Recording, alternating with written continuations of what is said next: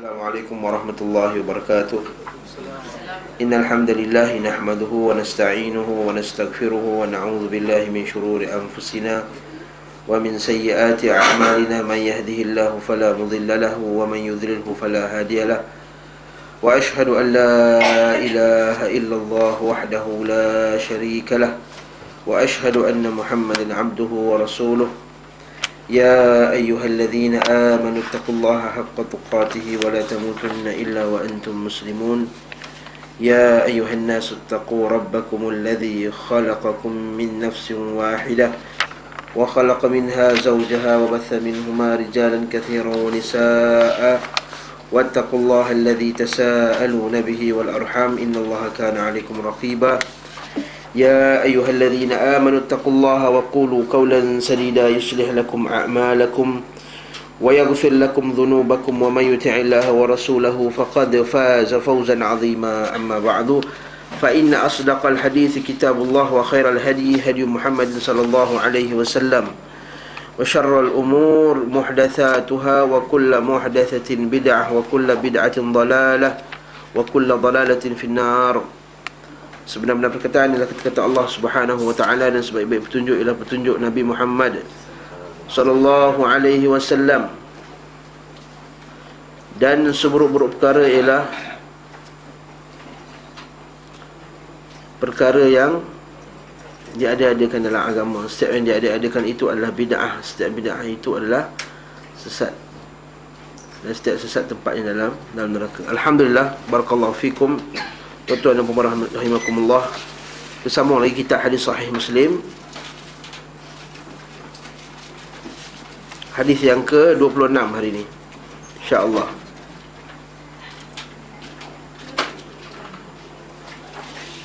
Ataupun 25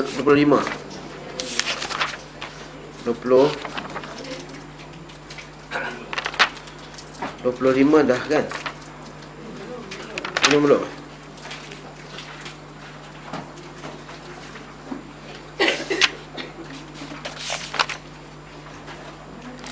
25 ni sebenarnya lafaz dia hampir sama kalau kita tengok dengan hadis yang ke-24. Kalau kita baca dia, telah menceritakan kepada kami Yahya bin Ayyub, telah menceritakan kami Ibnu Ulayyah, telah menceritakan kepada kami Sa'id bin Abu Arubah dari Qatadah. Qatadah ni ialah tabi'in yang terkenal, antara mufassir, antara ahli tafsir yang terkenal. Qatadah bin Di'amah As-Sadusi, nama dia Qatadah bin Di'amah As-Sadusi. Kalau kita tengok tafsir Ibn Kathir, banyak nama disebut daripada Qatadah.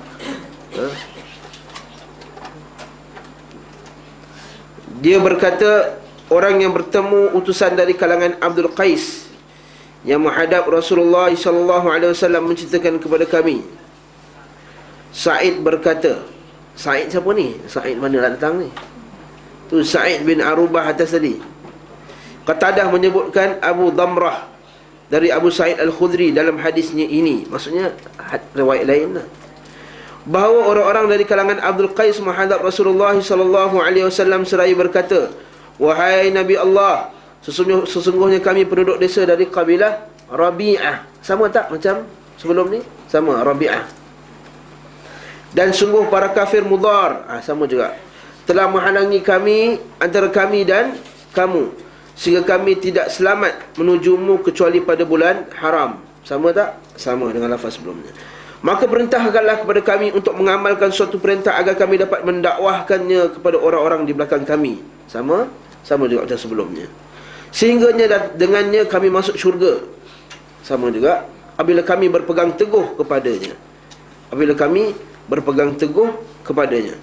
Beliau bersabda, saya memerintahkan kepada kalian dengan 4 perkara dan melarang kalian daripada 4 perkara. Sama macam sebelum juga, iaitu sembahlah Allah dan jangan kamu mensyirikkannya dengan sesuatu pun. Sembahlah Allah dan jangan kamu mensyirikkannya dengan sesuatu pun. Ada perbezaan tak? Ada. Kalau lafaz hadis ke-24, beliau bersaksi bahawa tiada Tuhan selain Allah dan bahawa Muhammad itu utusan Allah. Nampak tak? Sebab tu dia ulang hadis ni. Satulah Imam Muslim dia ulang hadis ni sebab di sini ada sedikit perbezaan lafaz. Pada hadis yang ke-24 dia bagi tahu, Nabi cakap, aku memerintahkan engkau 4 perkara. Perkara yang pertama ialah mengucap 2 kalimah syahadah, iaitu mengucap asyhadu an la ilaha illallah wa anna muhammadar rasulullah. Kalau dalam riwayat yang kedua ni, riwayat yang ke-25 kita saksikan, iaitu sembahlah Allah, dan jangan kamu syirikkan dia dengan sesuatu pun. Muhammad Rasulullah tak ada kat sini. Sembahlah Allah dan jangan kamu syirikkannya dengan sesuatu apa pun. Dia nak bagi tahu kita, pada kita bahawa isi asyhadatu an la ilaha illallah itu ialah sembah Allah dan jangan syirikkan dia. Lepas tu kita kata, macam mana nak tafsirkan perkataan asyhadu an la ilaha illallah wa asyhadu anna muhammadar rasulullah? Tiada yang layak disembah melainkan Allah. Lepas tu terjemahan yang kurang tepat, kita tiada Tuhan melainkan Allah. Terjemahan ni kurang tepat. Kata Syekh, kenapa kurang tepat kan? Kenapa kurang tepat? Tiada Tuhan melainkan Allah. Maksudnya tiada Tuhan di dunia ni melainkan dia adalah Allah. Macam katakanlah Buddha kata ni Krishna ni Tuhan. Sekali kita kata tiada Tuhan melainkan Allah. Jadi Krishna kata Krishna tu Allah lah. Itu kalau kita faham terbalik macam tu. Satu istilah tu kurang tepat. Kalau dia kata saya sembah batu, contohnya, tiada Tuhan melainkan Allah. Maksudnya tiada Tuhan yang di dunia ni wujud melainkan dia adalah Allah. Itu maksud dia kalau dari segi bahasa Arab. Lepas tu la ilaha illallah kurang tepat diterjemahkan tiada Tuhan melainkan Allah. Yang patut diterjemahkan ialah tiada yang layak disembah melainkan Allah. Tiada yang berhak disembah melainkan Allah. Tiada yang berhak diibadahi melainkan Allah. Macam nak dapat dia punya ustaz dapat? Dari mana dapat tafsiran macam ni? Daripada hadis yang kedua ni, sembahlah Allah dan jangan kamu mensyirikkannya dengan sesuatu apa pun. Nampak? Sebab tu kita kata pentingnya dalam hadis ni kita kumpulkan semua lafaz. Maksudnya dalam satu hadis, dalam satu kisah mungkin ada banyak lafaz, dan lafaz tu menghuraikan antara satu sama lain. Kurang tepat kalau satu hadis kemudian kita buat hukum umum. Lepas tu para ulama' dia bincangkan hadis, dia kumpulkan satu sama tajuk. Dan bila kita kumpulkan tajuk ni semua, kita letak hadis-hadis ni semua, letak satu tempat, dia akan mengurangkan kesalahan kita dalam mentafsirkan hadis. Dikurangkan kesalahan kita dalam memahami hadis. Tapi alhamdulillah sekurang-kurangnya para ulama kita dia letakkan tajuk pada bab tersebut. Kata Syekh Uthaymin, dengan adanya tajuk pada bab tersebut, dia kurangkan kita ni tersasar daripada makna yang sebenar daripada hadis yang dibawakan dalam bab ini. Itu sembahlah Allah dan jangan kamu syirikkan dengan sesuatu apapun. Dirikanlah salat sama tak, tunaikan zakat sama, berpuasa Ramadan sama, dan berikanlah 1/5 daripada harta ghanimah sama tak? Sama dengan hadis ke-24. Dan aku melarang kalian membuat perahan arak dalam ad-dubba, al-hantam, al-muzaffat dan an-naqir sama tak? Tapi kat sini ada satu benda tambahan. Mereka bertanya, wahai Nabi Allah, apa pengetahuan kamu tentang an-naqir?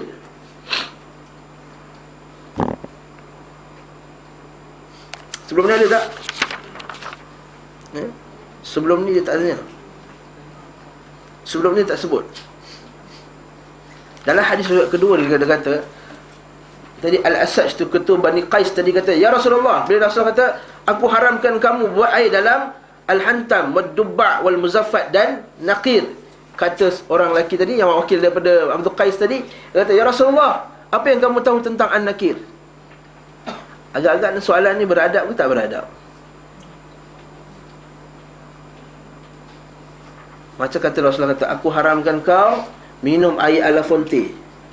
Kat sini contohnya. Contohlah. Ataupun saya haramkan awak minum air ala fonte. Kata Nabi lah saya haramkan minum air ala fonte ni. Sekali, ustaz apa tahu pasal ala fonte ni? Apa yang ustaz tahu pasal ala fonte? Kalau saya dah haramkan benda ni, takkan saya haramkan bodoh-bodoh macam ni je. Mesti saya dah kaji pasal air ni. Saya dah buat kajian, ulama' dah buat kajian. Dia kata, macam tu juga. Ni Nabi SAW. Nabi kata, jangan kamu minum air di dalam bekas hantam, dubba', muzaffat dan nakir. Boleh pula orang ni tanya, ya Rasulullah, apa yang kamu tentu tahu tentang an-nakir? Ini kata Syekh Shalih Utsaimin, dia kata, ini su'ul adab. Tapi benda ni, dia kata, tak mustahil keluar daripada orang mana? Arab Badui. Maksud tu Nabi tak marah. Nabi tak kata, kau ajar kau tanya soalan, kau tahu aku ni siapa? Aku ni Rasulullah. Bila aku benda ni haram, aku tahu lah benda tu haram. Dan bila aku cakap, benda tu wahyu. Betul tak? Wa ma yantiqu 'anil hawa in huwa illa wahyun yuha. Aku tak cakap melainkan wahyu. Kenapa kamu tanya soalan macam ni? Bila aku haram, haram. Tapi Nabi kata macam tu tak? Nabi tak. Nabi jawab. Nampak tak? Kamu tak apa itu nakir? Bila menjawab, batang pokok yang diukir, dilubangi, lalu dimasukkan air ke dalam, air kurma ke dalamnya. Maksudnya Nabi dengan orang yang jahil, orang yang kita kata baru nak belajar, mungkin kita kata ini adab kita. Mungkin dalam kelas yang baru nak belajar, dia akan tanya soalan-soalan yang kalau kita dengar, kalau soalan bodoh okey lagi. Soalan bodoh okey lagi. Soalan tu seolah-olah macam bunyi dia macam kufur, atau soalan bunyi dia macam macam saya satu kelas, saya nak cerita kat dalam ni kenaan dengan saya mengajar lah masa tu dalam bab air kencing kan. Dan Nabi SAW dalam satu riwayat, Aisyah kata Nabi tak pernah kencing berdiri. Dalam hadis Jabir pula kata Nabi kencing berdiri. Ini ulama bincangkan masalah kencing berdiri ni, macam mana hukum dia. Dan hadis lain pula riwayatkan pula Nabi SAW melarang daripada menghadap kiblat dan membelakangkan kiblat ketika kencing. Dan setengah riwayat lain pula daripada Ibnu Umar, Nabi pernah kencing membelakangkan kiblat. Macam ni pula. Jadi bincang sekali, ustaz, bukankah benda ni common sense? Kencing masuk asal masuk dalam lubang jadilah. Benda-benda soalan macam ni sebenarnya common sense, kata. Kita lah nak ikut Nabi, tapi benda-benda macam ni takkanlah benda detail-detail macam ni. Nampak tak? Kalau soalan ni, kalau kita dengar, terbakarlah hati ni. Nak ketuk kepala dia. Ni Rasulullah, kau kena ikut Nabi SAW. Tapi sebabkan dia baru nak belajar, dia pula duduk kat negara barat dekat 30 tahun, baru Alhamdulillah lagi, macam tu lagi, orang putih lagi bunyi Fatihah dia. Jadi kita pun tahu, dia ni baru nak belajar. So kita kata, khalas, nah, jawab dengan elok. Ya, betul, benda ni masalah detail. Tapi bukankah Nabi SAW, hadis Salman kata, Nabi ajar kami semua benda, hatta dalam istinja pun Nabi ajar. Yang ini tunjuk cara kita sayang Nabi SAW. Apa semua ini semua, itu kita kata beza orang. Kalau ada soalan tu datang daripada sahabat Nabi, memang dah kena dah. Betul tak? Kan? Macam para sahabat tanya, bila hari kiamat? Nabi tanya balik, apa yang kau sediakan? Nabi tak tanya tapi tak jawab kan? Dengan apa yang kau sediakan? Dia seorang lagi tanya, di mana bapakku? Bapakku dalam neraka. Dia tanya soalan pelik-pelik kan? Nampak sahabat Nabi, dia memperhatikan hal mad'unya. Mad'unya apa? Orang yang didakwahkannya, hal anak muridnya. Oleh itu sebab kita kata hendaklah kita ni khatibun nas ala qadri uqulihim. Kata Ali radhiyallahu anhu, khatibun nas, kamu bercakaplah dengan manusia ala qadri uqulihim, di atas kadar akal mereka. Akal ni bukanlah kita kata mempelekehkan akal dia, maksudnya kadar kefahaman dia. Tak boleh kita cerita pada orang awam dengan macam kita bercerita kepada orang pakar hadis, orang belajar hadis. Dan tak boleh juga kita nada kita dengan keras pada orang yang baru nak belajar. Ya, dia kata Islam ni bagus. Datang kelas pertama, ustaz ni marah daripada awal sampai habis. Marah, semua marah, semua benda tak betul. Jadi dia akan rasa takut dengan Islam. Jadi kat sini lah dia kata an-naqir. Nabi jawab dengan baik. Sabda, batang pohonnya diukir, dilubangi, lalu kau masukkan ke dalamnya kurma. Sa'id berkata, atau beliau bersabda, dari pohon kurma, kemudian kamu masukkan air ke dalamnya, sehingga apabila air itu dididihnya telah tenang, maka kalian meminumnya, sehingga seorang dari kalian atau salah seorang daripada mereka sungguh akan memukul pamannya dengan pedang. Maksudnya dia buat air dalam tu dengan kurma tu sampai dia minum jadi mabuk, sampai dia pernah, pakcik dia sendiri pun dia pernah bunuh. Itu maksudnya. Paman tu maksudnya pakcik. Dia berkata Fuad bin Qais tadilah, dan pada kaum tersebut terdapat seorang laki-laki yang terkena luka juga. Maksudnya tercedera disebabkan mabuk tadi. Ialah mabuk kan. Di sini kita kata ada illah pengharaman. Illah ni apa? Sebab pengharaman tu kita boleh tahu.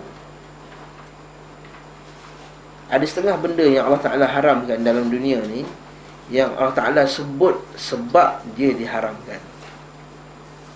Contohnya arak. Kan? Allah Ta'ala kata, Allah Ta'ala dalam Quran, keburukannya lebih besar daripada kebaikan. Dan hadis ni menceritakan keburukan arak. Bila mabuk nanti orang boleh bunuh berbunuhan. Begitu juga dengan riba. Allah Ta'ala sebut dia punya ilah sebab dia. Begitu juga dengan apa lagi yang Allah Ta'ala sebut. Benda tu bila dia haramkan, Allah Ta'ala sebut kebaik. Apakah sebab pengharaman? Boleh bagi contoh satu?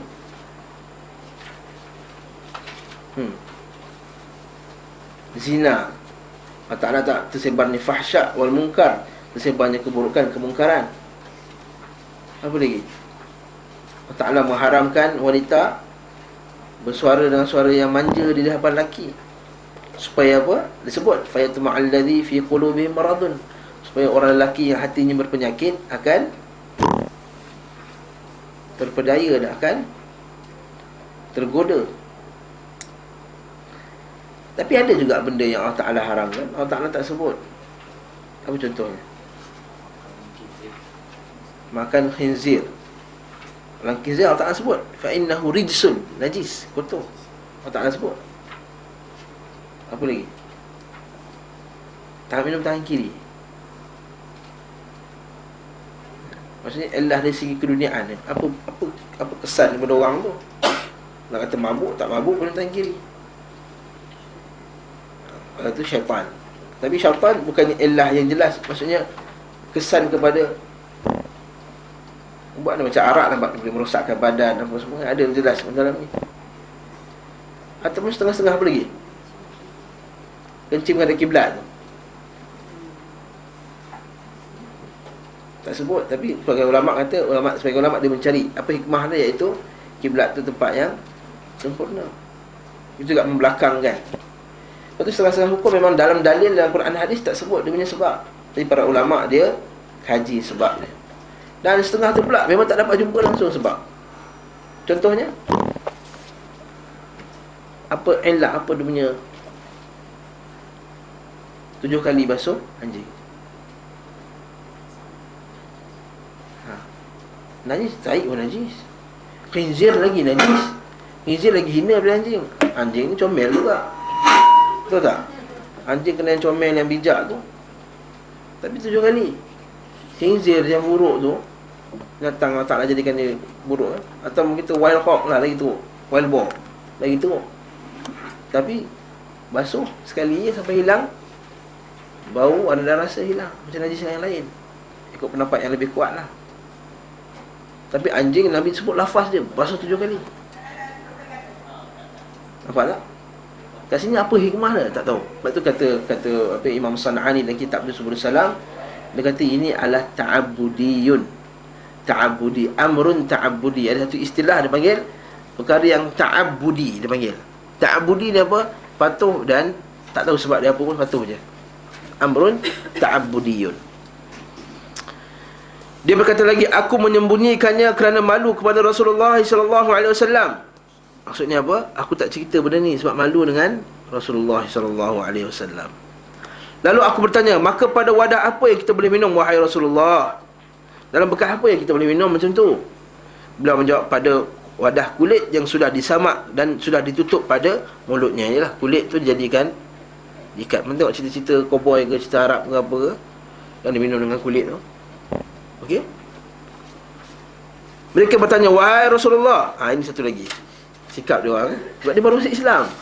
Bila Nabi kata itulah solution dia, jangan cari alasan. Tapi sebab ni baru masuk Islam, dia kata apa? Wahai Rasulullah, sungguh tempat kami banyak tikus, sehingga tidak tersisa padanya minuman pada wadah kulit yang sudah disamak. Tempat kami banyak tikus, jadi kalau pakai kulit ni mesti kena punya. Kalau kayu ni, tikus tu tak boleh nak. Ya, kayu dari luar, mana boleh tikus nak makan, dari luar je. Adapun kulit ni makan kan, air keluar. Dia kata hingga tidak tersisa padanya air. Sebab apa, dah kena makan, akan keluar air apa semua. Maka Nabi SAW, dan walaupun dimakan tikus, dan walaupun dimakan tikus, dan walaupun dimakan tikus. Nabi 3 kali. Kali ni mesti Nabi marah sikit lah. Nabi dah naik sikit lah. Tadi boleh bagi can lagi yang first tadi. Dia dah tanya pasal nakir. Kau petikai ke aku first time. Kali kedua, walau makan tikus, walaupun dia makan tikus. Nampak? Masa Nabi dah kata tak ada can lah. Ini je. Tapi ini pada peringkat awal, tuan-tuan, puan-puan sekalian. Pada peringkat awal memang Nabi larang pakai makan dalam bekas yang 4 ni lah. Lepas datang hadis lain dari riwayat Muslim kata, aku pernah melarang kamu daripada mengambil bekas-bekas ini sebagai tempat simpan minuman. Dulu Nabi kata. Kemudian sekarang gunakanlah, Nabi kata, gunakanlah selagi mana air tersebut tidak menyebabkan kamu mabuk. Habis itu kenapa awal-awal ni Nabi tak kasih? Sebab pada awalnya, kalaulah Nabi cuba nak mengharamkan itu secara berperingkat. Kalau awal ni kata tak apa, tunggu, boleh simpan selagi tak mabuk. 1 tak mabuk lagi ya Rasulullah, 2, 3, 4 tak mabuk lagi. Jadi Nabi pada peringkatnya haramkan terus, supaya arak tu tak muncul langsung. Arak tu tak muncul. Sehingga pada waktu yang tertentu, bila dah semua dah tenang dengan hukum tersebut, maka nak pakailah. Dia dah kata dah, dia dah tak jadi, orang kata kaki botol lagi dah, jadi bolehlah pakai. Macam tak clear, tikus ni makan kulit tu bukan tikus minum air. Tikus tu kan gigit kulit. Sebab dia punya sentence ni cakap sehingga tidak tersisa padanya minuman pada wadah kulit, walaupun dimakan tikus. Bukan, maksudnya ni bukanlah tikus tu kena makan tikus lah. Bukannya tikus minum air sampai habis. Tikus mana boleh minum air 1 botol. Sentence ni tak. Maksudnya ialah kan, bekas tu bekas air, bekas kulit. Kalau tikus makan, bocor tak? Bocor. Bila bocor, air keluar tak? Keluar. Dia duduk kat padang pasir. Tikus makan kulit lah. Yes. Jadi kalau tikus makan kulit, nanti makan berlubang, air habis. Kita dah duduk padang pasir, nak pergi cari air bukan senang. Habis tu kenapa dalam bab ni Nabi kata walaupun dia makan tikus, Nabi tak kesian ke? Bukan Ustaz cakap dulu, Nabi ni kesian pada umatnya. Laqad ja'akum rasulun min anfusikum azizun 'alaihi ma antum. Dalam bab ni kita kata, dalam bab hukum dah tak ada kesian lagi dah. Kalau dah haram, dah tak ada kesian. Kamu kena fikirkan cara dia macam mana. Lepas tu kita dalam bab hukum tak ada kesian. Anak kita nak buat benda yang haram, mak nak pergi sekian dan sekian, dia kata, oh tak boleh, benda tak elok, haram benda ni. Alamak, sekali-sekala kesian anak kita. Cuti sekolah je apa salahnya, bagilah dia keluar kawan-kawan lelaki, perempuan sama-sama tengok wayang. Pergi kesian. Nanti jadi macam ni. Jangan kita, ini benda yang berjaga, benda yang hukum kita strict dalam bab ni, yang haram ni. Perawi sesungguhnya telah berkata, sambung lagi, perawi berkata, dan Nabi SAW berkata kepada Al-Asaj, Asaj Abdul Qais dia ceritakan Asaj ni muka dia ganas tapi dia lembut. Sesungguhnya pada dirimu terdapat dua sifat yang disukai Allah, iaitu sabar dan berhati-hati. Sabar dan berhati-hati, maknanya dia tak tergesa-gesa.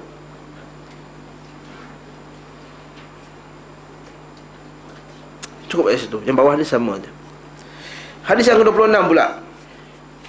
Ini pun hampir sama, ada sedikit lafaz yang berbeza. Telah menceritakan kepadaku Muhammad bin Bakar Al-Basri,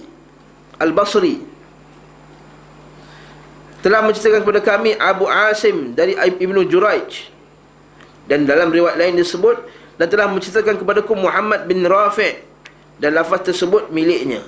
Telah menceritakan kepada kami Abdul Razak, telah mengkhabarkan kepada kami Ibnu Juraij, dia telah berkata, telah mengkhabarkan kami Abu Qaza'ah.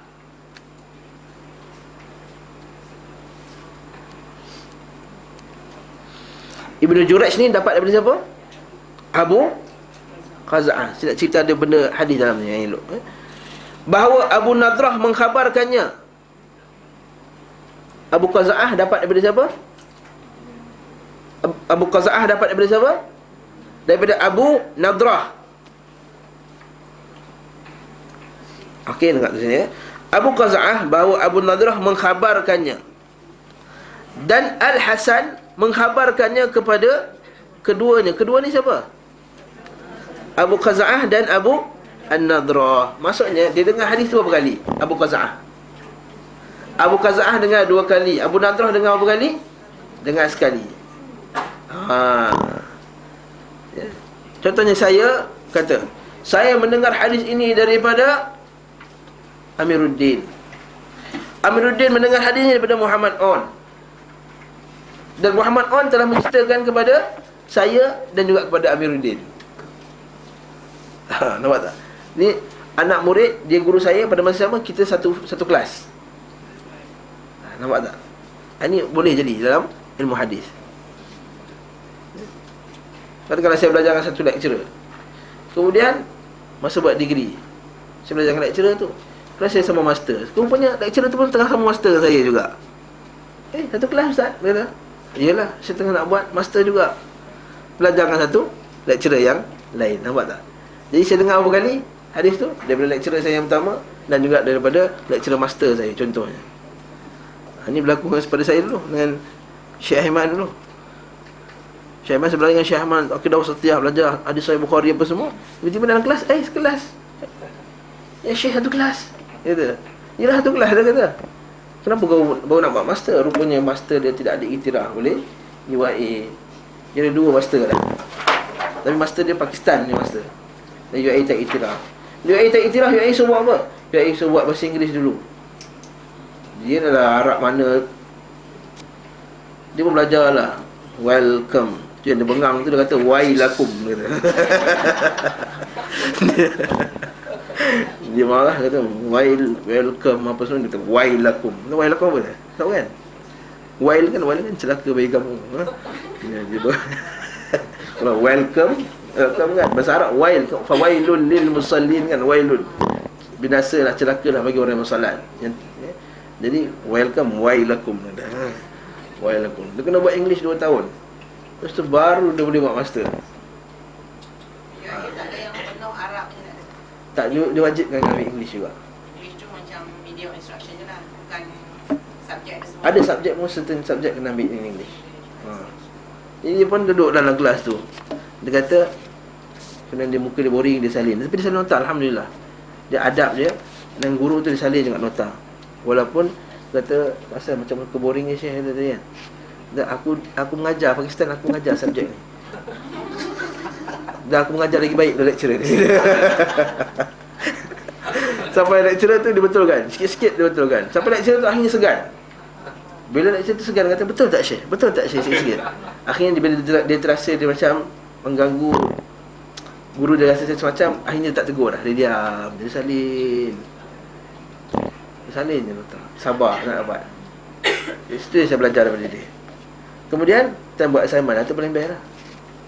Buat assignment, lecturer kata buat assignment, group assignment. Ustaz bila dia Saya awak guru dengan dia. buat smart. Oh, grup lelaki 3 orang ya. Okey, perempuan ada 7-8 orang, perempuan 2 grup, lelaki 1 grup. Dengan Syekh lah, dia keluarkan hadis ni, carikan hadis ni daripada mana. Dia tulis, tu saya bagi Syekh apa jawapan. Dia tulis 2, 3, 4, 5 dekat 10 kitab. Dia bagi kat saya. Okey, dah. Kita buat, letak je nama dia. Aku dah tolong dah ni. Aku tolong cari je. Alhamdulillah. Barakallahu fikum. Dia kata selesai. Jadi kita kata inilah, kita kata dalam hadis sama tak? Dia Hasan Al-Basri pun guru dia juga. Subhanallah. Subhanallah. Ya. Kemudian dia kata apa? Bahawa utusan Abdul Qais ketika mendatangi Nabi SAW berkata, wahai Nabi Allah, semoga Allah menjadikan kami sebagai tebusanmu. Ini ada benda yang baru dalam ni. Dalam hadis ke-24 dan 25 tak ada lafaz ni. Iaitu apa? Semoga Allah, kata apa? Semoga Allah menjadikan kami sebagai tebusanmu. Ja'alani Allahu fidaka. Ini apa maksud dia? Apa maksud dia ni? Semoga Allah menjadikan kami sebagai tebusanmu. Maksud dia apa? Maksudnya, ya Allah, jadikanlah kami ni sebagai penebus kepada Nabi SAW ketika Nabi dalam keadaan susah. Itu maksudnya. Bila tebusan ni apa? Kenapa ada tebusan? Untuk dapatkan, kita ambil seorang tebusan dalam ni. Macam sekarang ni Algeria tu dijadikan rakyat Malaysia sebagai tebusan untuk mendapatkan apa? Ganjaran kan. Jadi diorang ni, para sahabat kata, ya Rasulullah, tak apa, kau jadikan kami ni sebagai tebusan untuk mendapatkan kemenangan Islam. Macam tu maksud dia. Tak apa, biar kami mati pun. Janji Islam menang dan dakwah Nabi tersebar. Itu maksud dia. Ja'alani Allahu fidaka. Ini para sahabat radhiyallahu anhum. Kita bukan lari dulu belakang. Bila semangat kita sunnah ramai dalam kelas. Kata, kita sekarang nak buat projek. Kita perlukan volunteer semua lagi belakang. Tak boleh lah, saya ada ni, saya ada anak, saya ada cucu, anak saya sekolah, cucu saya, anak saya pergi ni kerja, saya kena jaga cucu, apa semua, macam-macam lah. Bukan saya kata saya nak marah. Ini benda yang berlaku. Banyak ustaz-ustaz kita bila, Masya Allah, bila cerita sunnah tu semangat. Dia kata, kita buat satu projek, kita perlukan bantuan tuan-tuan. Yang keluar 3-4 orang kat depan mata. Mana ja'alani Allahu fidaka? Dia belum lagi suruh menebus nyawa, baru datang, tolong apa? Tolong bagi kuih, tolong susun buku, tolong masukkan benda dalam goodie bag, kita nak buat dakwah program. Itu kita kena belajar pada hadis ni. Itu tuntutan bahawa sesungguhnya dalam kita nak rasa kita nak ikut Nabi SAW, perlu ada kita menebus diri kita. Bukankah Allah Ta'ala sebut dalam Al-Quran, Inna Allah ashtara minal mu'minina bi amwalihim wa anfusihim bi anna lahumul jannah. Allah Ta'ala telah membeli manusia ni, membeli orang yang beriman ni daripada orang beriman yang apa dia? Nyawa dan hartanya untuk dibayar dengan syurga. Maksudnya kena beli. Allah Ta'ala beli apa? Beli nyawa dan beli apa? Harta. Maksudnya kita kena bagi nyawa dan harta untuk Islam, baru dapat syurga. Sebab tu Islam bukannya benda yang part time. Agama bukan benda yang part time. Maksudnya yang lain dia tak ada agama. Agama aku hanya pada certain waktu saja dalam 24 jam tu. Ketika solat, ketika kematian, ketika sekian-sekian. Tidak. Perlu menebus diri kita untuk agama Islam. Perlu tebus. Tebus ni maksudnya kita kena sentiasa fikir, macam mana aku nak bekerja untuk Islam. Lepas tu kalau kita baca kitab Rahid Makhtum, Ar-Rahid Makhtum, kitab sirah yang dikarang oleh Syekh Mubarak Furi, dia ceritakan antara 10 perkara yang menyebabkan kenapa para sahabat ni bersemangat. Selain beriman kepada Allah, beriman kepada Rasul, kekuatan kepimpinan Nabi SAW, salah satu ni ialah merasa tanggungjawab untuk menyebarkan Islam. Tanggungjawab tu enak. Bayangkan di keliling kita ni orang buat apa? Syirik. Apa dosa paling besar dalam dunia ni? Syirik. Apakah maksiat paling Allah Ta'ala benci? Syirik. Syirik ni menyebabkan yang dalam surah Maryam tu, iaitu hampir langit-langit ni semua akan terbelah. Sebelah sana orang mensyirikkan Allah, mengatakan Allah Ta'ala ada anak. Allah Ta'ala sebut dalam Quran, siapa yang kata Allah Ta'ala ada anak ni apa? Bumi nak pecah, langit nak terbelah, gunung nak runtuh. Kita tak terasa ke benda tu akan kena kat kita? Lepas tu kita rasa macam, oi, kena buat something. Di sebelah bawah pula ada orang yang mudminul khamr. Bawah ni orang minum arak, orang maksiat, fahisha, muzik dan apa semuanya bawah ni. Bukankah Nabi SAW sebut dalam hadis riwayat Tirmizi, kan, akan berlaku pada umatku nanti gempa bumi, tanah runtuh dan manusia berubah menjadi beruk dan khinzir. Bila masa? Bila manusia minum arak dan bila mendengar muzik, zahirnya muzik. Nanti kita semua jadi beruk, nanti jadi beruk semua. Nanti runtuh gunung. Lepas tu kita diam lagi. Sebelah sana pula riba. Langkah 10-20 tapak lagi riba pula kat situ. Bank yang menyebabkan riba. Riba dengan Allah Ta'ala kata apa? Fa'adhanu biharbi minallahi wa rasulih. Allah Ta'ala isytihar perang kepadanya. Allah Ta'ala isytihar perang kat kita pula. Nampak tak clear kita macam mana? Lepas tu kita diam. Bila diam tu Allah Ta'ala kata apa? Nabi SAW sebut, bila kamu innallaha la yu'adzibul 'ama bi'amal khas, Allah Ta'ala tidak akan mengazab sebahagian umat, seluruh umat kerana dosa sebahagian manusia. Tapi kalau yang ramai itu tak menegur sebahagian manusia yang buat salah ni, maka Allah Ta'ala akan azabkan semua sekali. Sehingga hadis Aisyah kata, ya Rasulullah, macam mana Allah Ta'ala nak azab semua, sedangkan pada mereka ada salihun? Ya, isteri Nabi kata, macam mana Allah Ta'ala azab sedangkan wafina salihun, pada kami ni ada orang yang salih. Atau dalam riwayat maksud lain dia kata, macam mana Allah Ta'ala azab, bukankah pada mereka ada orang yang salih, orang yang baik, orang pergi masjid? Ada tak masjid? Ada juga orang pergi masjid. Nabi kata apa? Na'am, idza kathratil khabath. Ya, akan berlaku juga bila kejahatan tu jadi umum, banyak sangat. Dan bila yang baik ni tak buat kerja untuk Islam, tak buat something untuk menyebarkan dakwah ni, ketika itu kita akan kena. Jadi jangan ingat kita semayang, solat, pergi umrah, apa semua, pergi haji, tu datang kelas dan taklim, alhamdulillah, mantap dah keislaman aku. Tak, belum. Kita kena buat kerja untuk Islam. Dan dakwah ni benda yang tak semestinya kena ceramah, kan. 1001 cara tuan-tuan boleh fikirkan sendiri. 1001 cara yang kita boleh buat. Jadi ini para sahabat, ja'alani Allahu fidaka, jadikan kami ni sebagai tebusanmu ya Rasulullah. Lepas tu bila ada arahannya, mereka tidak akan hesitate untuk patuh. Kemudian apa jadi? Minuman apa yang baik bagi kami? Beliau menjawab, janganlah kalian minum pada an-naqir. Mereka bertanya, wahai Nabi Allah, sungguhnya Allah, semoga Allah menjadikan kami sebagai tebusanmu. Apakah kamu tahu apakah nakir itu? Sama tadi dah dia tanya soalan. Bagus, dia kata, ya Rasulullah, jadikan kami tebusan dirimu.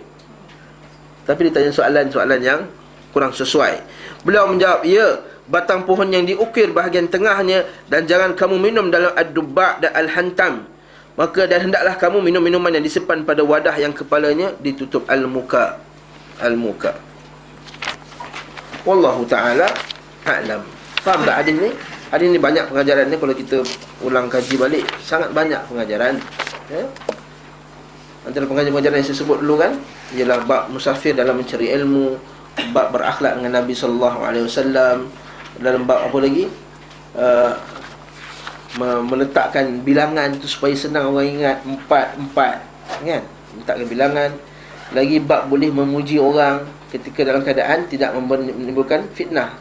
Kan Nabi katakan, al-asaj tu, pada kamu ni ada 2 kebaikan, iaitu sabar dan berhati-hati. Dia puji depan mata tak?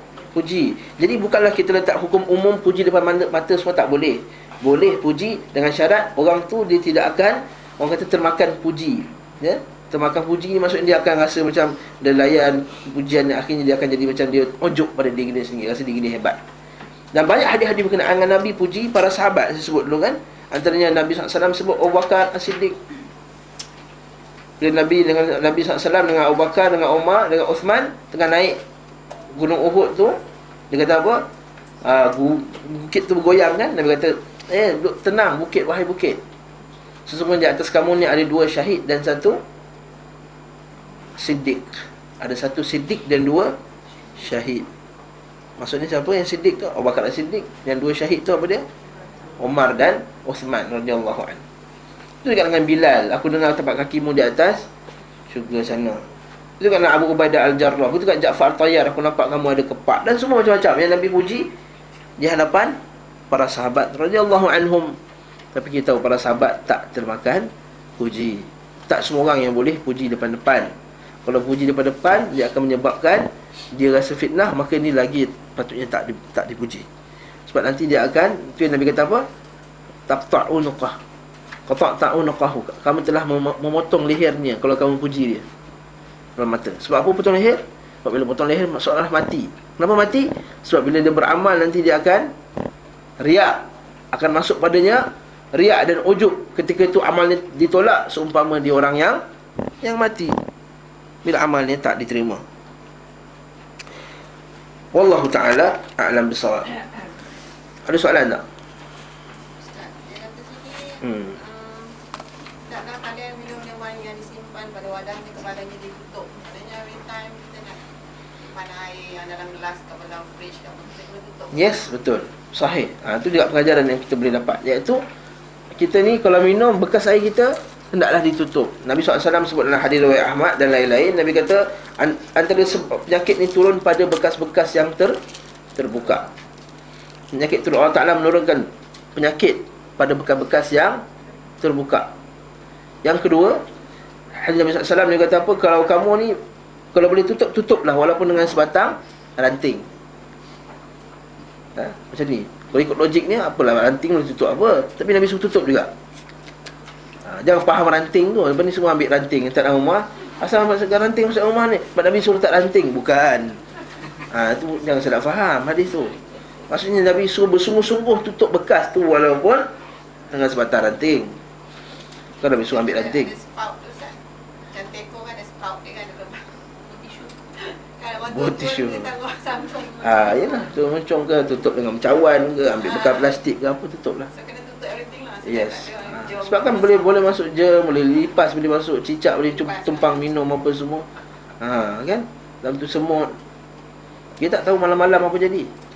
Hasyarat banyak. Hasyarat bila melata. Wallahu a'lam. Ustaz, air saja atau kan makanan Makanan pun kita tutup lah. Makanan pun tutup lah. Kalau air ditutup, makanan pun layak untuk ditutup. tolong saji. Sebab itulah kita kata benda ni Nabi dah ajar dah dulu lama dah. Bab kesihatan ni, tak KKM ajar, kita tahu Nabi dah ajar dah. Jangan makan tempat terbuka, kan, lalat boleh hinggap, apa semua ni semua dah orang bersin. Kan kita mungkin kat restoran tu kan, makan susun, kita bersin semua. Betul tak? Kita tak perasan. Betul tak? Kuman sekarang ni kalau dekat Kampung Baru tu, isteri saya kerja Kampung Baru, banyak orang kena hepatitis apa semua. Betul tak? Doktor tahu lah. Masya Allah, barakallahu fikum. Kita sunnah Nabi SAW dah ajar lama dah. Bab seterusnya, ad-du'a ila syahadatain. Bab seruan kepada 2 kalimah syahadah dan syariat Islam. Ad-du'a ila syahadataini wa syara'i'il Islam. Wa syara'i'al Islam. Syara'i'al Islam. Mafa'ila. Syara'i' dia tak boleh baris bawah. Dia tak ada baris bawah. Dia mamnu' min as-sarfi. Dia dalam bentuk mafa'ila. Ini sebelum baca bahasa Arab bila ada dalam wazan mafa'ilu, maka dia tak boleh berbaris bawah. Dia mamnu' min as-sarfi. Macam mafatihu, masajidu. Lagu dia ni masajidu, syara'i'u, mafa'ilu, manadilu. Yang ni dia takkan ada baris bawah. Dia tak boleh ada baris bawah. Dia dipanggil deep touch. Tak apalah, yang tak tahu buat dia buat tak tahu je lah, buat diam je. Yang ini untuk yang tahu. Nak tahu kena datang, kena harap. Jadi ad-du'a, doa di sini diterjemahkan dengan seruan. Bukan doa tu doa ke ustaz? Jadi doa ni dua maksud. Doa ni juga ialah panggilan. Doa juga ialah panggilan, seruan, yad'u.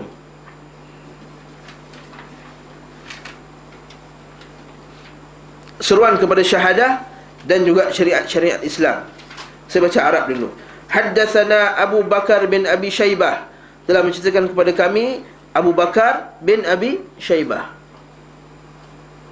wa Abu Quraib wa Ishaq bin Ibrahim, dan Abu Quraib dan Ishaq bin Ibrahim, jami'an an Waqi'in, semuanya daripada Waqi'. Maksudnya ada berapa orang guru Imam Muslim ada ni? 3 orang guru. Abu Bakar bin Syaibah, Abu Quraib dan Ishaq bin Ibrahim. Dia dengar daripada 3 orang ni. Dan 3 orang ni dengar daripada siapa? Dengar daripada Waqi'. Ni cara kita tengoklah, tengok hadis. Qala, dan Waqi' telah berkata. Wa qala Abu Bakar, dan berkata Abu Bakar. Maksudnya ni sanad siapa ni sambung ni? Sanad Abu Bakar. Dia kata aku dengar daripada Abu Bakar, daripada Abu Bakar bin Syaibah, satu nama. Abu Bakar, yang kedua Abu Quraib, yang ketiga Ishaq.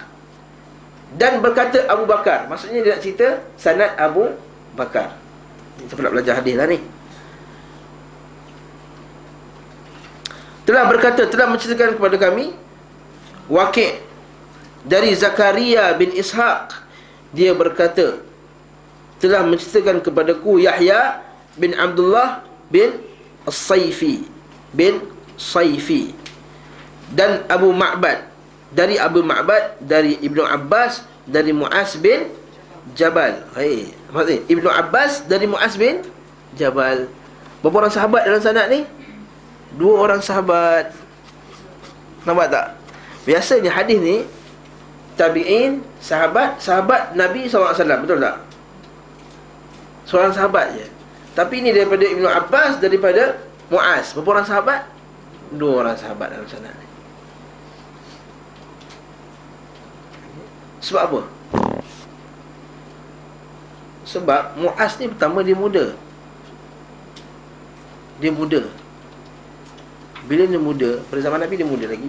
Bila dia muda, dia banyak letak belajar dengan sahabat-sahabat yang senior ni. Dia banyak belajar daripada sahabat-sahabat yang senior. Yang kedua, Ibnu Abbas dia mengajar.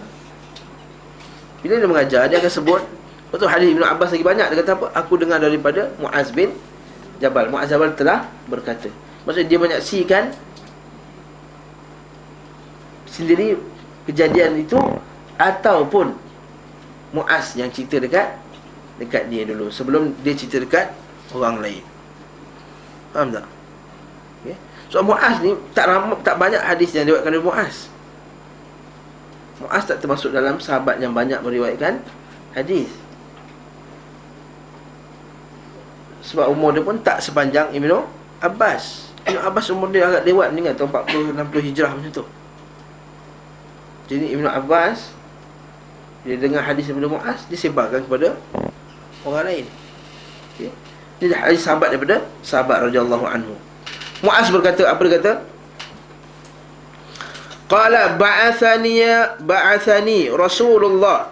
Ba'atha telah, maksudnya telah menghantar, mengutuskan.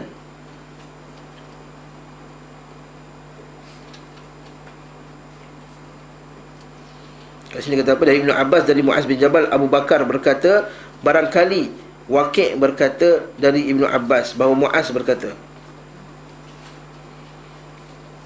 Maksudnya apa? Kenapa ada situ? Barangkali Waqi' berkata dari Ibnu Abbas bahawa Mu'az berkata. Maksudnya apa ni? Apa dia? Qala Abu Bakar. Maksudnya tadi dalam sanad tadi ada Abu Bakar tak? Abu Bakar dia dapat daripada siapa? Waqi'. Betul tak? Lepas tu dalam buku ni kata Waqi' daripada Zakaria bin Ishaq, telah menceritakan kepada Yahya bin Abdullah daripada Abu Ma'bad. Berapa orang lagi tu? Lepas Waqi', Zakaria, Yahya, dan juga Abu Ma'bad, baru daripada Ibnu Abbas. Nampak tak? Dari Mu'az bin Jabal. Abu Bakar berkata, barangkali. Waqi' berkata dari Ibnu Abbas. Maksudnya apa?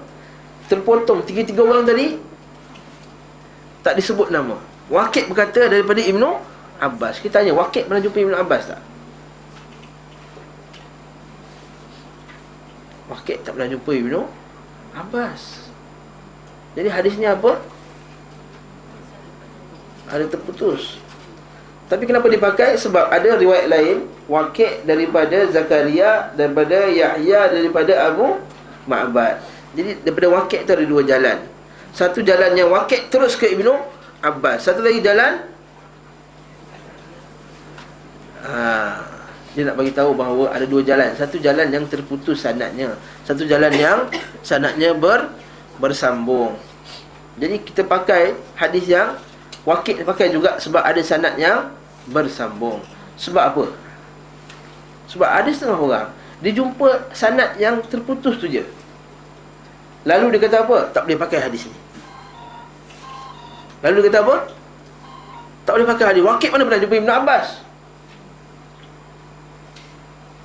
Waqi' mana pernah jumpa Ibnu Abbas? Waqi' ni guru Imam Syafi'i. Imam Syafi'i meninggal tahun 200 Hijrah tu, 100 tahun lebih. Takkanlah Waqi' ni umur dia 100 lebih tahun, sampai 150 tahun. Jadi setengah orang dia jumpa hadis Waqi' daripada Ibnu Abbas, kata, oh mana boleh Waqi'? Waqi' tak pernah jumpa Ibnu Abbas, jauh, hadis tak boleh pakai. Tak, Imam Muslim telah selamatkan hadis ni dengan kata ada sanad lain sebenarnya daripada Waqi', daripada Zakaria, daripada Yahya, daripada Abu Ma'bad tadi. Ustaz cerita ni apa? Ustaz kata, ini nak cerita bahawa macam mana ulama' dia punya kerja, disebabkan kerja dia tu lah, dia telah selamatkan hadis dan telah bawa kepada kita. Bayangkan kalau yang orang yang Imam Muslim tak buat kerja ni, sampai tak ada kat kita, mungkin sampai kat kita dalam bentuk yang dhaif, betul tak? Jadi kita kata, ini dhaif ni tak boleh pakai. Sebab ulama' dia buat kerja, dia sampaikan hadis tu yang sampai hadis tu yang sahih kepada kita. Lepas tu kita kata rahimahumullah jami'an. Semoga Allah Ta'ala merahmati ahli hadis. Lepas tu kata Imam Syafi'i, belajarlah, bersamalah, berapatlah kalian dengan ahli hadis. Sesungguhnya mereka adalah orang yang paling betul amalan mereka. Lepas tu kita kata, kita cakap macam ni, kita kata, kita peganglah kepada hadis. Kata, kenapa datang kat sini? Belajar sebab tempat ni belajar dengan hadis, dengan dalil, dengan nas. Tempat engkau je lah yang betul, tempat kita orang tak betul. Kenapa datang kat situ? Tempat ni belajar dengan nas yang sahih, tempat engkau je yang sahih. Kita yakin, kita pegang pada kata-kata Imam Syafi'i tadi, kerana kita berpegang dengan yang paling dekat dengan hadis Nabi SAW. Cara yang selamat. Bila ada perselisihan, kita cari mana pendapat yang paling dekat dengan hadis Nabi SAW. Sambung lagi. Mu'az berkata, Rasulullah SAW mengutusku. Utusku untuk apa ni? Dalam riwayat lain, dan hadis Sahih Bukhari, dia kata mengutuskan dia ke Yaman. Buat apa? Buat apa utus ke Yaman? Business trip? Tidak. Utus ke Yaman untuk dakwah kepada orang Yaman.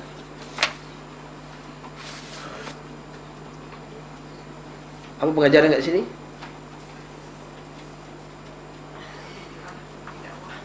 Menghantar orang pergi dakwah. Kalau kita tak boleh pergi, kalau Nabi sendiri tak boleh pergi ke Yaman untuk berdakwah, Nabi hantar sahabat pergi dakwah.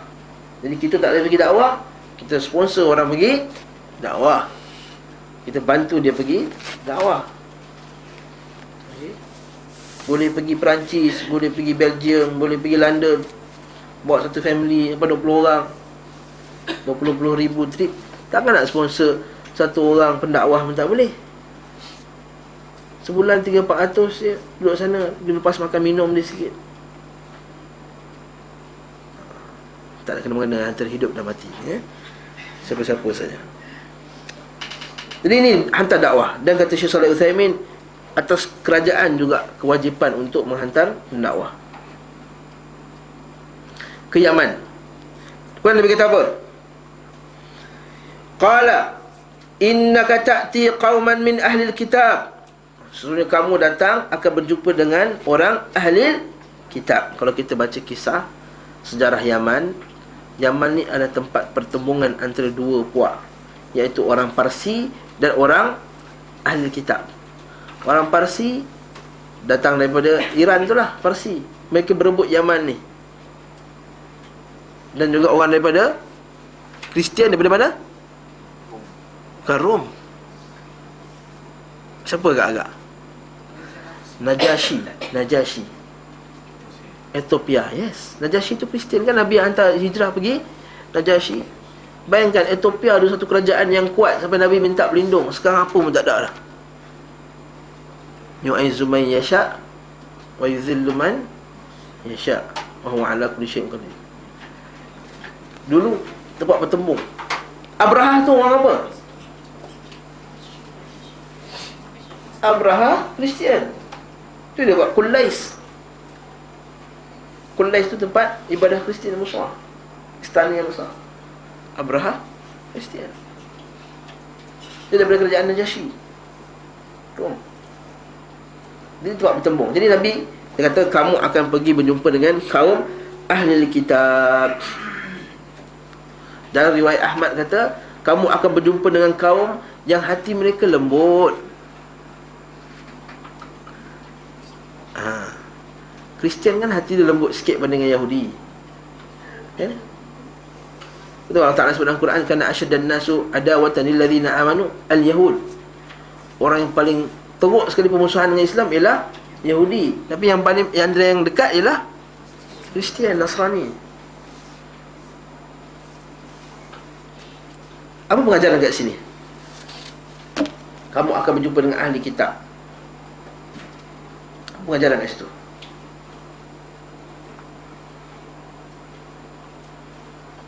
Syekh Amiruddin.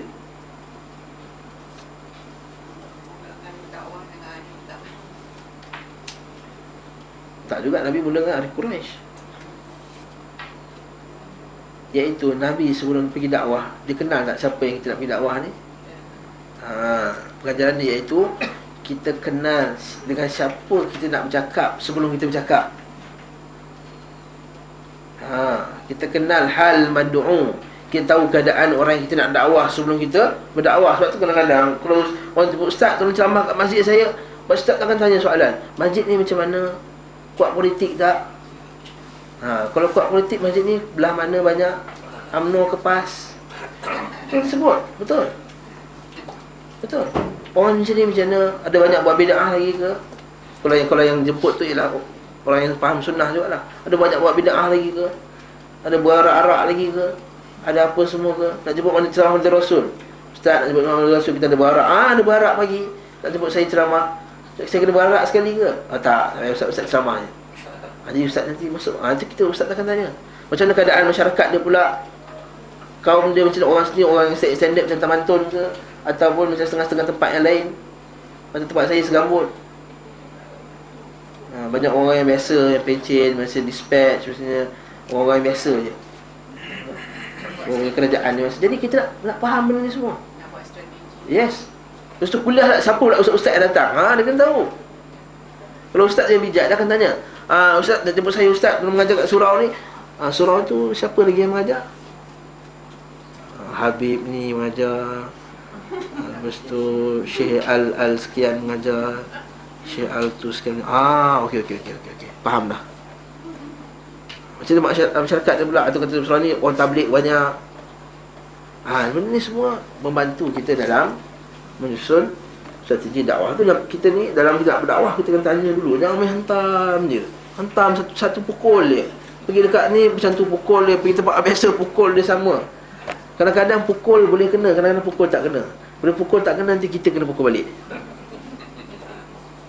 Sebab tu kita kena tengok tempat. Ustaz, bukankah ini bermuka-muka? Ini bukan bermuka-muka. Ustaz kat tempat yang taklim bukan main garang ceramah.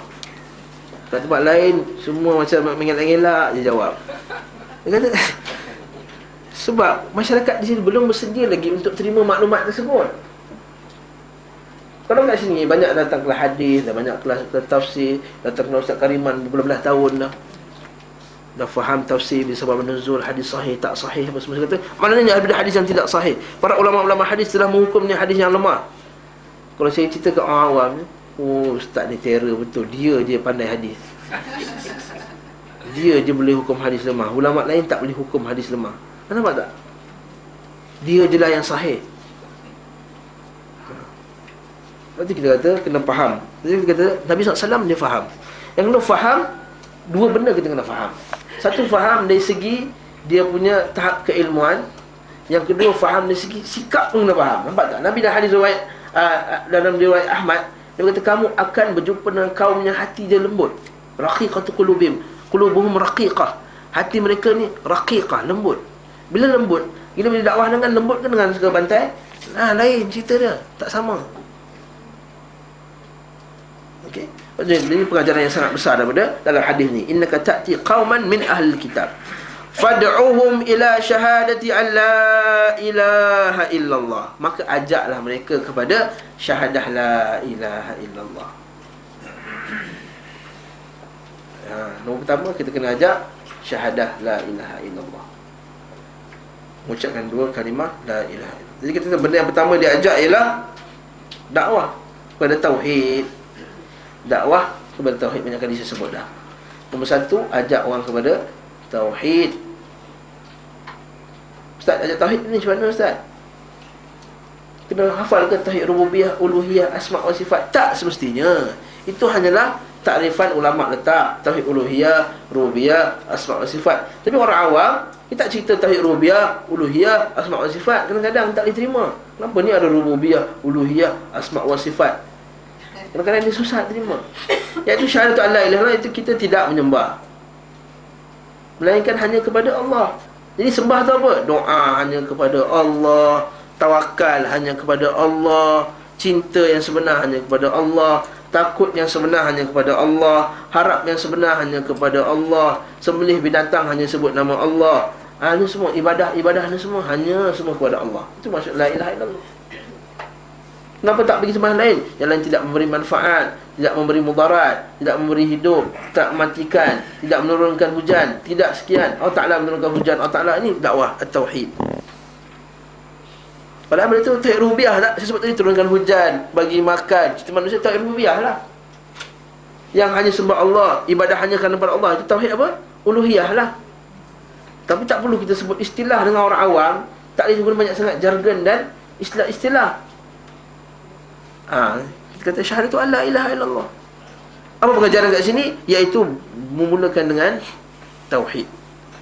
Wa anna Muhammadan wa anni Rasulullah. Bila faham wa anni Rasulullah, dia faham apa? Kalau syahadatu an la ilaha illallah, dia faham ibadah hanya kepada Allah, ibadah hanya kepada Allah, doa hanya kepada Allah. Wa anni Rasulullah, dia faham ibadah hanya cara Nabi. Nak sembah Allah tadi ikut cara Nabi. Nak sembah Allah ikut petunjuk Nabi, ikut sunnah Nabi. Kamu nak pergi jumpa Allah tadi, Allah Ta'ala cipta kita, Allah Ta'ala bagi makan kita. Kita nak sembah dia. Nak sembah cara siapa? Cara Nabi. Bila faham mu'anni Rasulullah, dia tak akan buat bid'ah. Bila faham mu'anni Rasulullah, dia tak akan pilih agama-agama lain. Dia tak akan ambil agama lain sebagai cara nak menuju Allah. Dia takkan ada pluralisme pada dia. Takkan ada liberalism. Itu pluralisme kan? Pluralism. Pernah dengar tak? Orang Malaysia tak pernah dengar. Tak pluralism. Pluralism ni maksudnya semua orang nak tuju Allah, semua betul. Kata, kau ni kenapa nak sibuk sangat dengan Islam ni? Dia pun nak tuju Allah. Biarlah dia tuju Allah cara dia, Tuhan dia. Oh, tak boleh keluar kata-kata ni, kufur. Siapa yang kata agama lain juga betul, kufur. Itu agama lain. Kemudian Nabi pula sebut, umatku akan berpecah pada 73. Satu yang benar, jalan aku dan jalan sahabatku.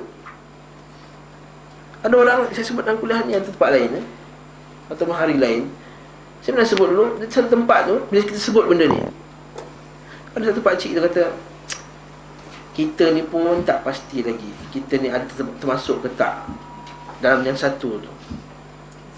Jadi tak payahlah salah-salahkan Syiah ke, Khawarij ke, apa ke.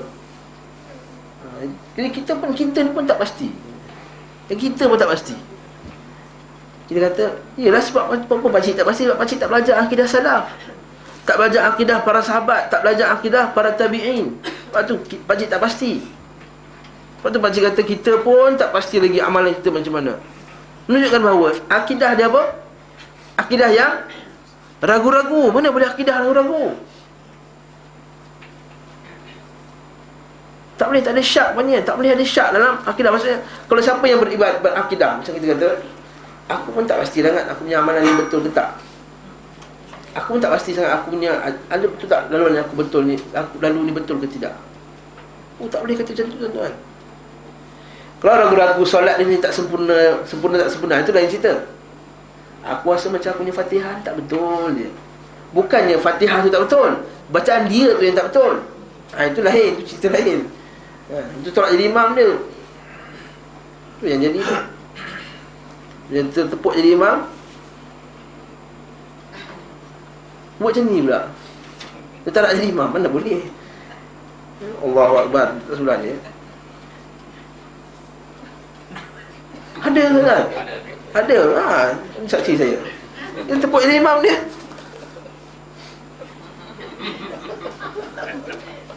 Mana boleh.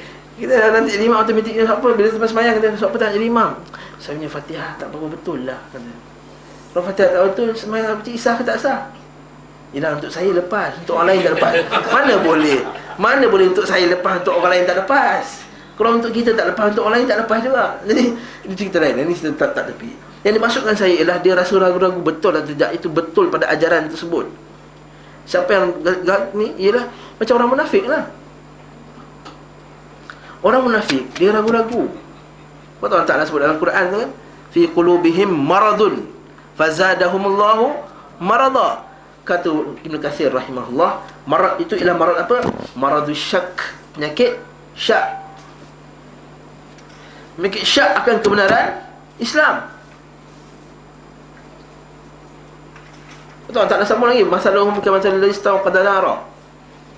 Falamma adaa'at ma hawlahu dhahaballahu binurihim wa tarakahum fi dhulumatin la yubsirun summun bukmun umyun lahum la yarjun aw qasayyibin minas sama'. Seumpama orang yang dalam kegelapan, fihi dhulumatun wa ra'dun wa barq. Ada petir, ada guruh, ada semua. Maksudnya apa? Kenapa dalam kegelapan tu? Kata tafsir Sa'di, mereka dalam kegelapan, mereka tak tahu betul atau tidak. Jadi kalau kita ni duk ragu lagi, betul tak akidah aku? Aku ni akidah ni betul ke tak betul? Maknanya belum dapat tempat yang betul untuk belajar akidah. Nak dapat yang betul, Nabi dah kata dah, ma'ana alaihi wa ashabi. Jalan aku dan juga jalan sahabatku. Tengoklah akidah sahabat. Tengoklah akidah para ulama salaf kita. Buka kitab Imam Darimi, buka kitab Ahmad bin Hanbal. Kalau tak nak percayalah kitab-kitab yang lain ni, tak nak percaya kitab Muhammad Wahab, okey letak tepi kitab Muhammad Wahab. Tak nak percaya kitab siapa lagi? Ustaz Rasul. Ustaz Rasul letak tepi. Tak nak percaya Ustaz Fatul Bari, letak tepi Ustaz Fatul Bari. Tak nak percaya Ustaz Ali, letak tepi Ustaz Adli. Tapi kamu ambil kitab-kitab Imam Ahmad bin Hanbal, ambil kitab Imam Asy-Syafi'i, ambil kitab Imam Al-Muzani. Semua dah ada dalam kitab dia. Anak Imam Ahmad bin Hanbal, anak Imam Abi Daud, Ibnu Abi Daud, ada satu kitab namanya Ha'iyah Ibnu Abi Daud yang dikarang berkenaan dengan akidah Ahli Sunnah.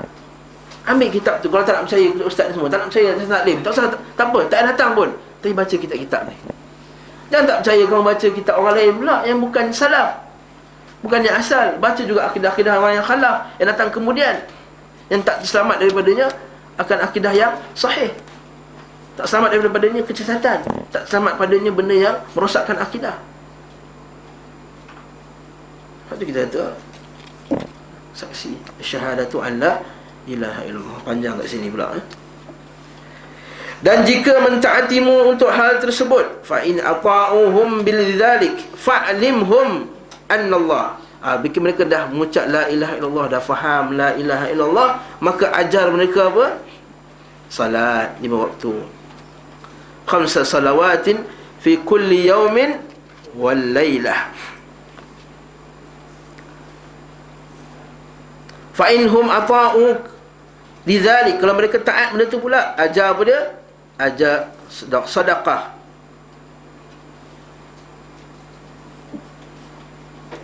Jika mereka mentaatimu untuk hal tersebut, maka beritahukan kepada mereka bahawa Allah Ta'ala telah mewajibkan kepada mereka sedekah. Sedekah tu wajib ke sunat, Ustaz? Sedekah wajib ke sunat? Sedekah, bila Allah Ta'ala sebut dalam Quran, sedekah maksudnya dua. Satu sedekah wajib, yang kedua sedekah sunat. Allah Ta'ala sebut dalam surah At-Taubah tu kan, innamas sadaqatu lil fuqara, sesungguhnya sedekah itu untuk fuqara, wal masakin, dan miskin, wal amilina 'alaiha, dan amil-amil, wal mu'allafati qulubuhum, dan orang yang hati mereka nak dilembutkan, wa fir riqab, dan orang dalam dijadikan hamba, wal gharimin, dan orang yang berhutang, wa fi sabilillah, dan perjalanan Allah, wa ibnis sabil, dan orang yang terhalang dalam perjalanan, terputus duit dalam perjalanan. Yang ni 8 asnaf yang kita kena bagi zakat wajib tadi, sedekah yang wajib. Adapun sedekah-sedekah lain ni sedekah sunat.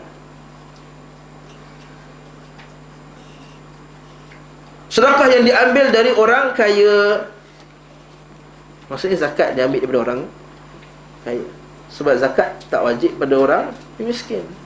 Dan bahawa sedekah sini ialah sedekah yang wajib, sebab orang yang miskin boleh sedekah, boleh tak? Betul tak?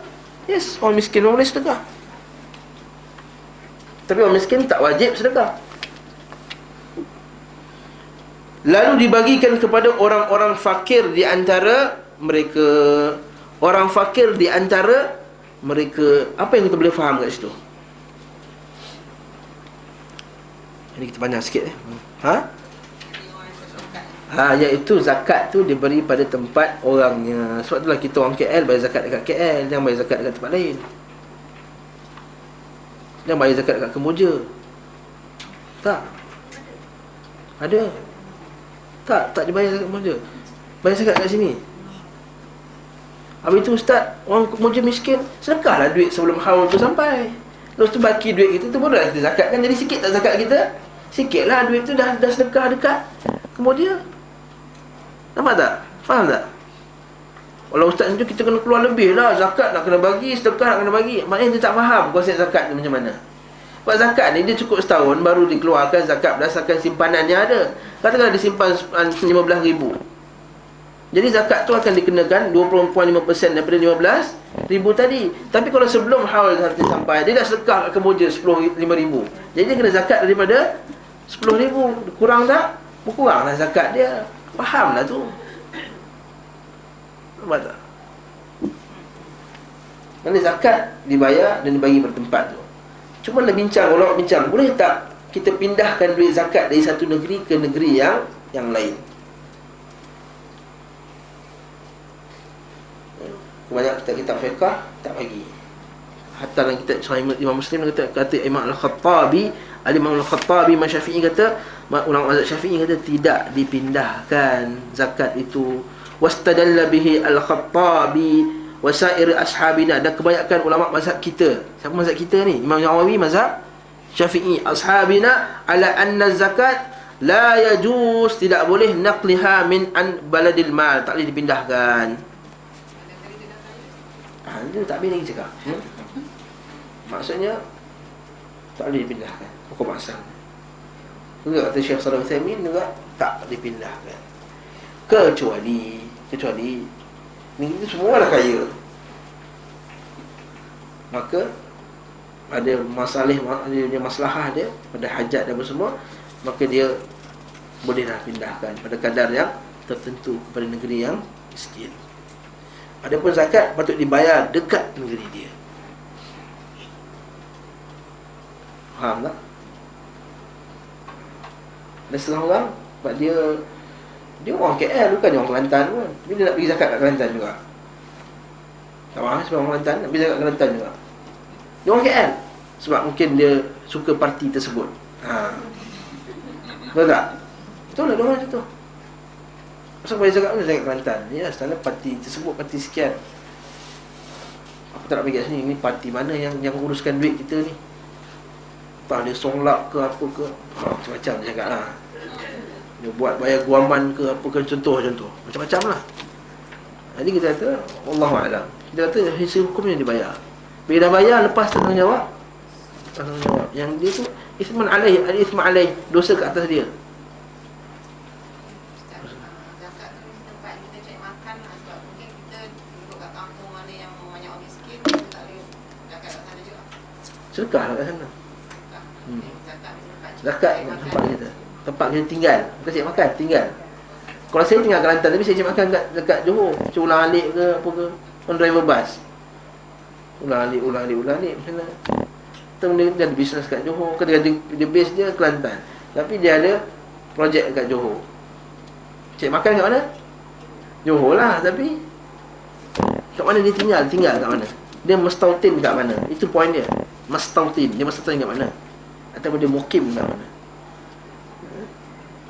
Faham tak? Kalau ditakdirkan semua orang satu Kuala Lumpur ni, semua orang luar, semua main zakat kat luar, orang Kuala Lumpur tak ada. Jadi kat kawasan tersebut, Apa korban itu kau? Soalan bagus. Orang tanya macam mana korban nak akikah pula. Korban nak akikah, kata Syekh Uthaymin rahimahullah, hukum asalnya dibuat pada tempatnya. Sebab Nabi sembelih dekat tempat dia, tak dibuat dekat negara luar. Sunnah dalam korban, iaitu kita yang korban mesti buat kat tempat kita, dibagi makan kat orang miskin di tempat kita, sama juga. Tak dipindahkan daging tu. Kalau Ustaz, Malaysia ni ramai dah kenyang-kenyang, nak peti ais penuh dengan daging kalau korban. Daripada atas tu sampai bawah, tulang, ekor, daging, kepala semua ada. Betul tak? Korban. Orang Kemboja tak ada Kemboja, biasa orang Malaysia kan Kemboja kan, Kemboja lah apa semua. Kita kata, ya betul, miskin. Jadi kita apa? Kita sedekahkan duit. Sedekah duit, hantar ke sana. So ada orang sana buat korban. Sebab kadang-kadang kita ni, sebab saya, isteri saya orang Kemboja. Isteri saya orang Kemboja, yang dah duduk Malaysia, dapat IC biru dah. Isu nanti kan. Kemudian duduk di Malaysia. Keluarga mak saya semua orang Kemboja. Mak betul saya. Dia kata orang Malaysia bermusim. Dan korban, makanlah kambing bukan tak hari. Lagi 11 bulan miskin. Saya Dr. Zainul, dia selalu pergi. Macam dia miskin dia. Memang takat ikan, pagi, petang tu makan ikan yang ditangkap tu. Kadang saya ekor 2 ikan. Jadi apa yang mereka berhajat lebih? Selain daripada daging, dia nak juga pakaian ni. Sedekah tu yang lagi bagus. Sedekah tu lagi bagus kat dia. Bagi duit, bagi buat rumah, bagi ini, bagi buat ni, bagi sekolah, apa semua. Mereka perlukan pelajaran. Maka bukan hanya kambing tu dan daging. Yes, Alhamdulillah, betul lah makan kambing seronok. Betul. Tapi kalau kambing semua, bila orang Malaysia dengan sedekah kemudian dia, tak apa, kita tunggu korban nanti. Kita bawa hantar, kita hantar lembu. Kalau lembu tu ada, dia tak nak jual pun. Saya tanya kat orang sana, kenapa orang sana tak beli lembu, Ustaz? Atau beli ayam? Dia kata, siapa nak beli ayam? Siapa nak beli ayam? Dia kata, tak, siapa nak beli ayam? Yang boleh orang luar lah. Orang sana dia pandai. Dia kata, Ustaz, kita pergi sana, kita bela kambing, bela lembu. Jadi bila korban, kita jual dekat orang Malaysia yang nak buat korban. Satu bisnes yang baru lah, saya beritahu. Saya pecahkan rahsia dah ni. Pecahkan rahsia bisnes. Bela kambing kat situ, bela korban, cukup setahun, kita jual. Cukup 2 tahun, dia jual. Wallahu'alam. Tapi ni kita kata, bukan korban tu dibuat sana.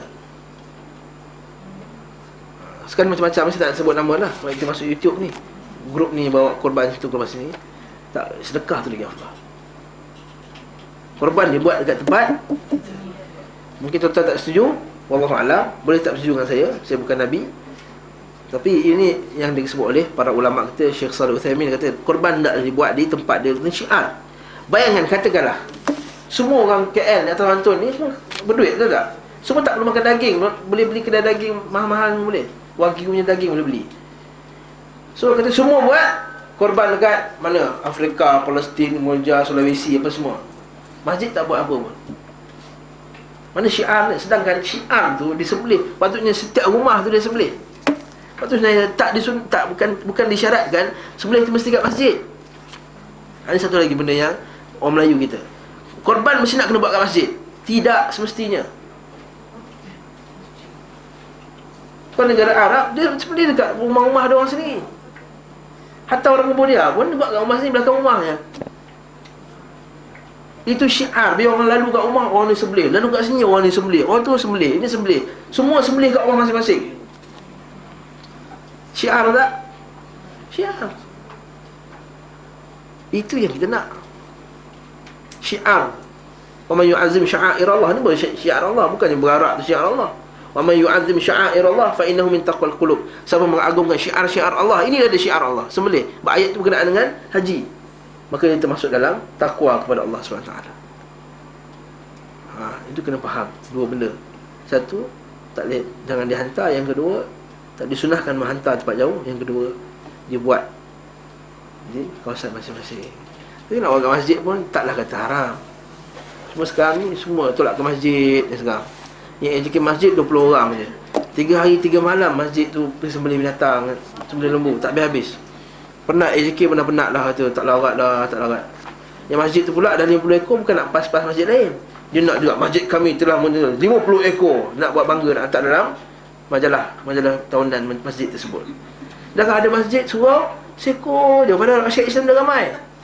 Patutnya masjid yang dah ada 50 ekor ni, tanyalah, cek mana surau. Kadang-kadang ada surau yang datang tau, tak boleh. Ni masjid kami punya. Ada.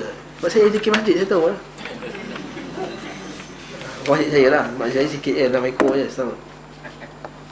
Ya. Wallahu ta'ala a'lam. Stoplah kat sini, nanti kita sambung ni. Subhanakallah wa bihamdika, asyhadu an la ilaha illa anta, astaghfiruka wa atubu ilaik. Sallallahu alaihi wa sallam wa ala alihi wasallam.